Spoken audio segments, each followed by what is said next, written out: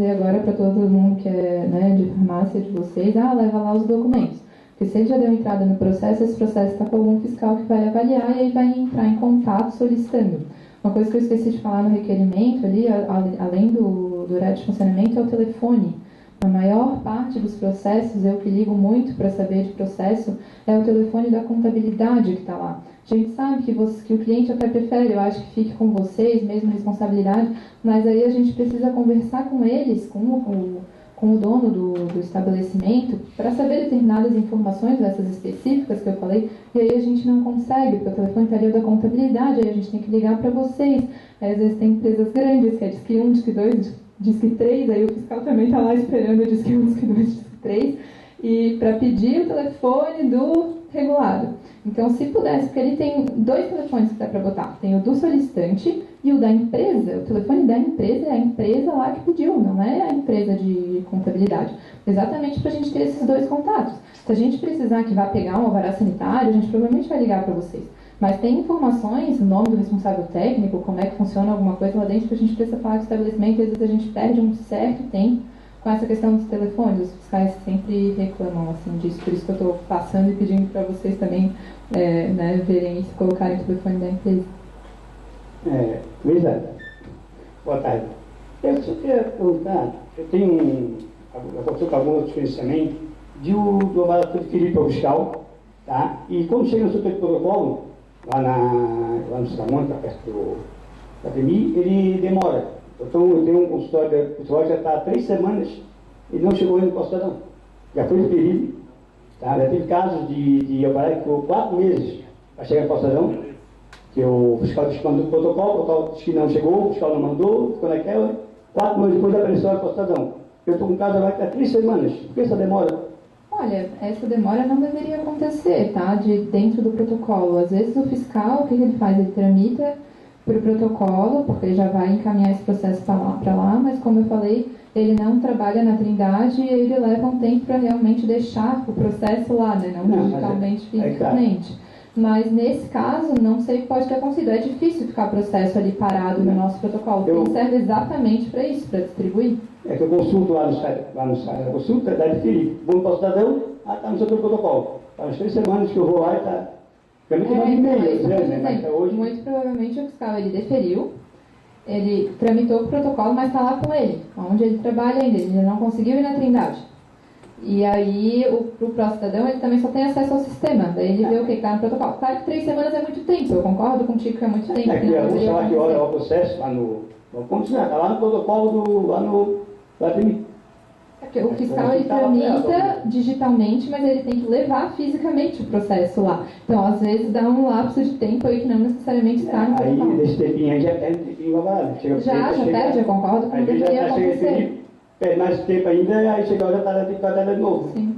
De novo. Uma dúvida, eu queria ver contigo assim, eu tenho uma empresa, que é um salão de beleza, e ela sempre foi pessoa física, tá? Isso a gente sempre fez com a milhão dela.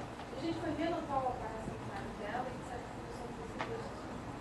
Então, o que acontece? Há anos, né, como eu falei, a vigilância aqui em Florianópolis existe desde 96, se eu não me engano.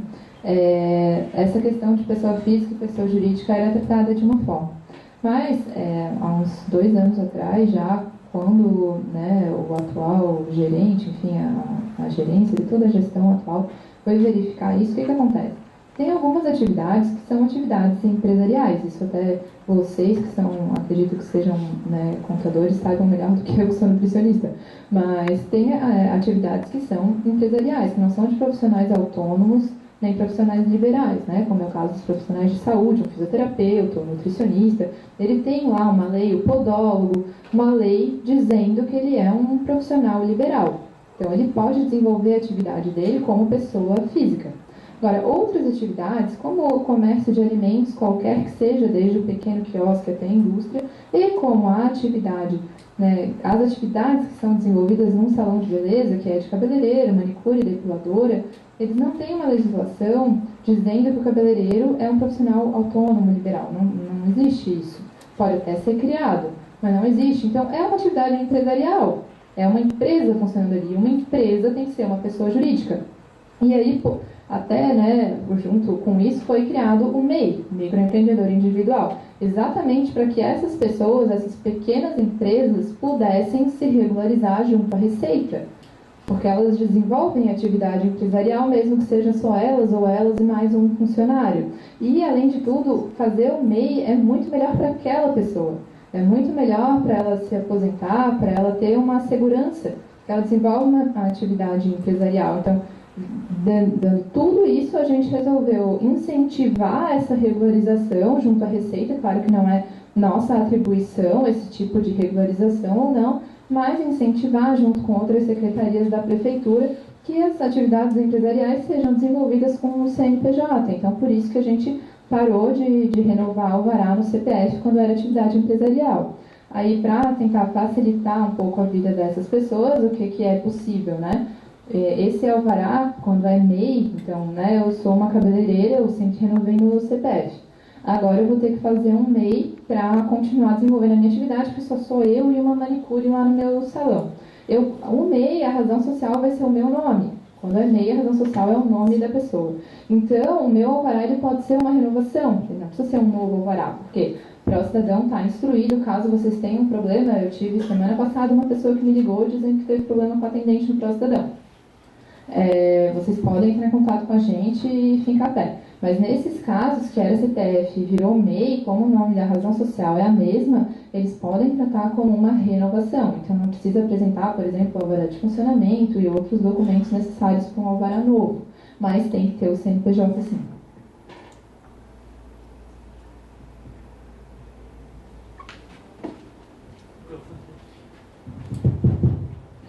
Eu volto a insistir na dúvida do colega ali, porque eu também acho que demora muito tempo o processo lá na Trindade.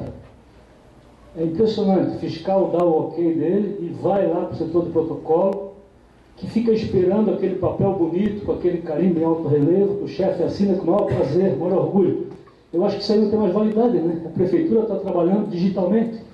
Você faz uma acessibilidade, um pedido de registro, já veio o resultado pela internet, um documento em PDF. E a sanitária está ligada naquele papel bonito, com logo, carimbo em alto relevo. A gente está abrindo mão disso, né? Então você vai um dia, faz um documento, consulta, o documento está lá disponível. Quer saber se é correto ou não? Tem um código de identificação. A sanitária tem alguma gestão no sentido de melhorar isso? Como eu falei, a gente está modernizando o nosso sistema, né? Então, essa é a nossa proposta para dar a resposta digital para vocês. Acontece que não somos nós, fiscais, que escolhemos se vai ser digital ou não. Eu não falei o fiscal, a sanitária em si, o departamento, a divisão, sim, e não a gerência. A divisão, né? Não é o meu gerente que vai poder contratar e comprar o sistema, né? A prefeitura tem que comprar. Isso. A prefeitura deu preferência para outras secretarias na implantação desse sistema, que já está implantado. Ótimo, também facilita a nossa vida, porque a gente precisa do documento deles para deferir o alvará sanitário. Mas o nosso está começando agora, a nossa modernização do sistema. Sim, hoje a chefia tem que carimbar o alvará sanitário, porque está lá na lei. Como eu falei, para a gente mudar a lei, a gente tem que fazer um novo projeto de lei. Pode até ser feito. Mas é lei ou é uma instrução normativa, ou um ato interno? Não, é a Lei Complementar Municipal 239 de 2006, que é o Código Sanitário do município. Mas aquele carimbo precisa ainda, que demora? Precisa da marca d'água, né, que é para autenticar o documento, senão pode marca d'água não identifica mais 300 alvarás. E também o carimbo da gerência, tá? Isso normalmente demora alguns dias. Às vezes acontece de demorar um pouco mais. Como eu falei para ele, eu concordo que demora. A gente está tentando melhorar esse processo, tá? Então tá. Obrigado. Esse papo dele assumiu. O fiscal disse que eu protocolo, eu posso para o fiscal e ninguém está vindo. 4 meses depois... Já aconteceu da gente perder processo. 4 meses depois apareceu lá para o posso ter para semana. Boa tarde. Eu queria só tirar uma dúvida. O fiscal, ele pode liberar o alvará anterior para dar entrada no pró-cidadão, porque ele estava com o alvará deferido já vencido. Ele foi lá e falou, pode ir lá e dar entrada no pró-cidadão sem alvará para vir para mim o processo. Daí eu fui lá e fui tentar dar entrada e eles falaram que não podia, só com uma declaração do fiscal. Ele falou, foi dar a declaração. Fui lá novamente...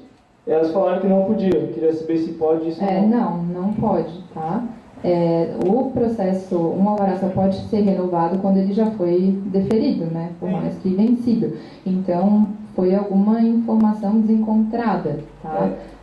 Nem com declaração do fiscal, na verdade, nem eu, nem o meu gerente, que é o Arthur, que alguns de vocês devem conhecer, a gente autoriza isso. O que acontece muitas vezes é o fiscal ver essa situação, ele já defere o alvará vencido, porque aquele alvará não vai ter mais validade, a não ser para entrar com um novo pedido, para daí ele poder fazer a vistoria para deferir um alvará com validade.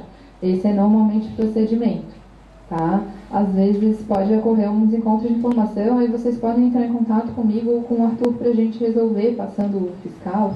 Que ele deferiu e já pediu para a entrada para pegar a nova taxa já. Pra sair... não, mas aí tem que estar com o alvará na mão, não adianta só ele deferir. Para tirar da entrada tem que estar com o alvará vencido em mãos. Obrigado.